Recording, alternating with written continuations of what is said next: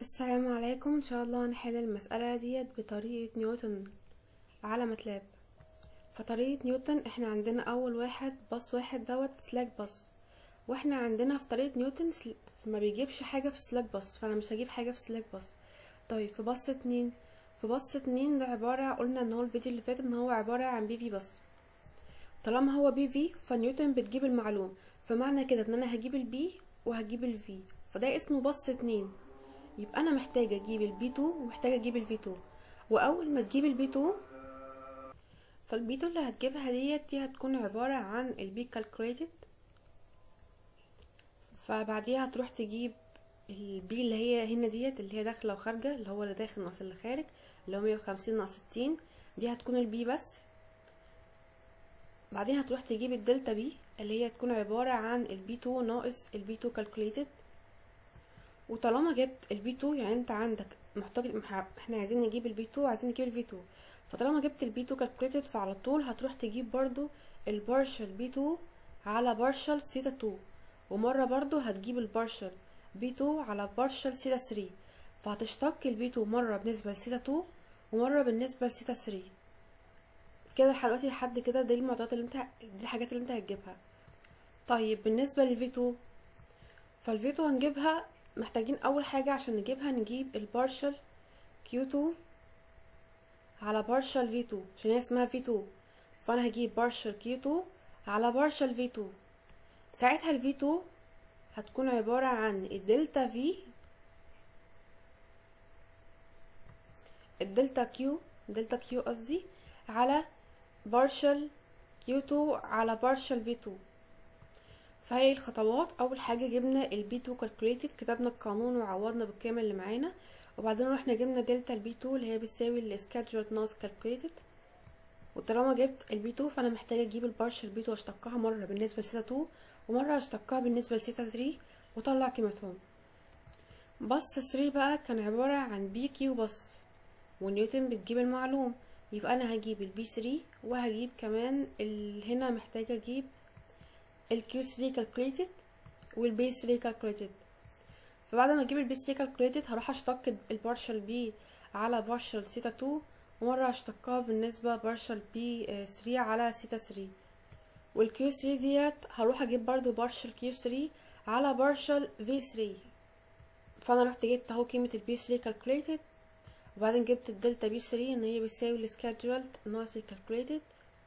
السكادجول دي اللي في السؤال اللي هو بيكون اللي داخل ناقص اللي خارج، يعني هنا صفر ناقص 90 اللي هي بسالب 90 على 100. وبعدين بقى عشان نجيب السيتا 2 دي نواتج الحل اللي احنا عايزين نجيبها، نجيب السيتا 2 والسيتا 3، دول دايما بنجيبهم في نيوتن. اذا كان بقى بي في باص بي كيو باص فلازم نجيب السيتا 2 والسيتا 3. ده لو كان السلاك الاولاني مكتوب عليه سلاك باص. فالسيتا 2 سيتا 3 بتساوي ايه؟ بتساوي بارشل بيتا 2 على بارشل سيتا 2، وبارشل بي 2 على سيتا 3، بارشل بي 3 على بارشل سيتا 2، وبارشل بي 3 على بارشل سيتا 3. وهاخد الكلام ده اس ماينس 1 وهضربها في المصفوفة بتاعة دلتا بي 2 دلتا بي 3، هيطلع لنا قيمة ان السيتا 2 بتساوي 3/100 راد و4/100 راد، دي قيمة السيتا 3. بعدين عشان نجيب بقى الكيو 3 فهجيب الكيو 3 كالكوليتد، قانونها ان هي سالب 3 في 1 واي 3 1 ساين الزاوية ديت. وبعدين برضه هقول سكادجولد ناقص الكالكوليتد، وهشتق الكيو 3 بالنسبة للفي 3، والفي 3 هنقسم بقى دلتا كيو 3 على بارشل كيو 3 على في 3. انا هنا طلعت معايا ما لا نهايه، انا كده غلطت في اي حسابات يعني من هنا. تعالوا نشوف بقى الحل على ماتلاب. اول حاجه رحت حطيت قيم المقاومات بتاعتي، مش هو مديني على زد 1 2 المقاومه كانت ب8%، ومن زد الواحد من باص 1 لباص 3 فالمقاومه كانت ب5% جي، ومن باص 2 لباص 3 المقاومه كانت ب6% جي. فانا حطيت هنا بس قيمه المقاومات، وبعدين جبت قيمه الباص، قيمه الادميتنس، فالادميتنس بتساوي 1 على زد 1 على زد 1 على زد. وبعدين رحت عملت الماتريكس، احنا عارفين واي 1 بتساوي واي 1 2 زائد واي 1 3، واي 1 2 بتساوي سالب واي 1 2، وهكذا. حطيت بقى كل القيم ديت جوه الماتريكس.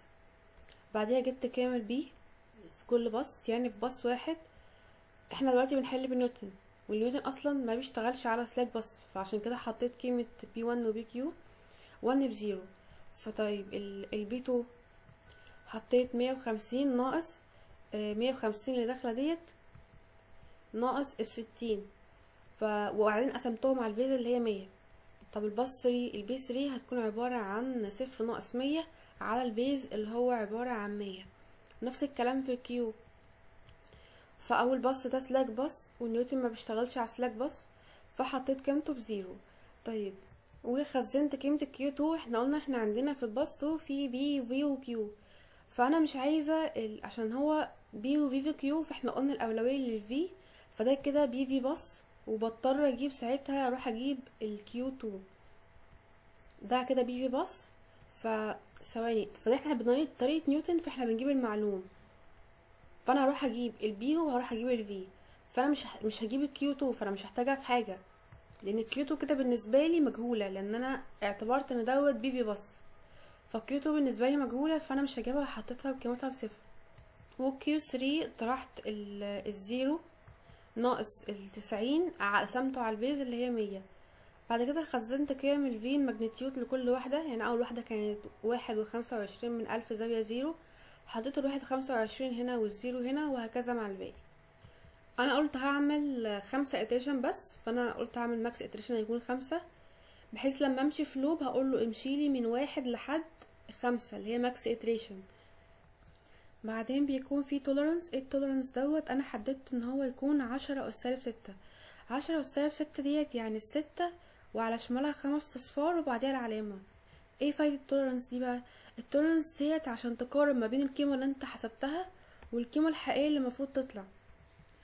فهنا استخدمناها التولرنس ديت ان لو القيمة اللي احنا طلعناها قريبة قوي من القيمة ديت، فساعتها كان يعمل ستوب للإتريشن. بس انا هنا اصلا كنت محددة 100 إتريشن، وكان هو تقريبا وقف في الإتريشن 15، كان قالك ان القيم دي مناسبة، فمش مهم. انا بعدين غيرت الإتريشن يعني لحد 5، فالإتريشن دي مش مهم قوي، يعني ممكن تمسحوا اللاين ده او سيبوه عادي. بعدين بقى بديت امشي على كل iteration، فانا بقول له for iteration بتساوي 1 لماكس iteration. ماكس iteration ديت اللي هي 5، يعني من 1 ل5. فانا حسبت، المفروض ان انا احسب البي calculated للبي 2 والبي 3 وهكذا. فاكيد طبعا في البرنامج دوت مش هكتب كل واحده واحسب لها، ما هو قانون واحد. فقلت البي calculated هنخزنها في ماتريكس هتكون عبارة عن 3 صفوف وعمود واحد، فيبقى فيها البي 2 والبي 1 والبي 3 والكيو 3 هكذا. الكيو كالكوليتد هكذا هيبقى فيها كيو 1 وكيو 2 وكيو 3 عبارة عن ماتريكس. فاحنا عشان نعدل على اي ماتريكس فانت لازم تعمل عليها 2 فور لوب. اول لوب انت بتقوله اي من 1 3، يعني انت بتقوله انت عندك 3 عناصر جوه الماتريكس ديت. تاني لوب ان انت بتقوله في جي 1 3، يعني انا هعمل حاجة على كل عنصر من جوه الماتريكس ديت. فالفور التانية ديت عشان انت تعمل حاجة عليها، حتى دايما بتلاقي الكود موجود جنب الفور التانية. فانا بقوله في كل عنصر جوه الماتريكس ديت هتجيب لي البي كالكوليتد اللي هي عبارة عن اي ديت اللي هي مرة هتكون ب1، مرة هتكون ب2، مرة هتكون ب3. وبعدين حطيت القانون عادي اللي هو بيبقى عبارة عن الفي اي في الفي جي في الواي اي جي كوزين الزاوية وهكذا. حطيت القانون عادي، وبرده نفس القانون الكيو حطيت برضو الكيو عادي. وبعدين عملت اند للفور وعملت اند للفور ديت. طيب بعد كده قلنا بنجيب الدلتا بي 2 والدلتا بي 3 وهكذا.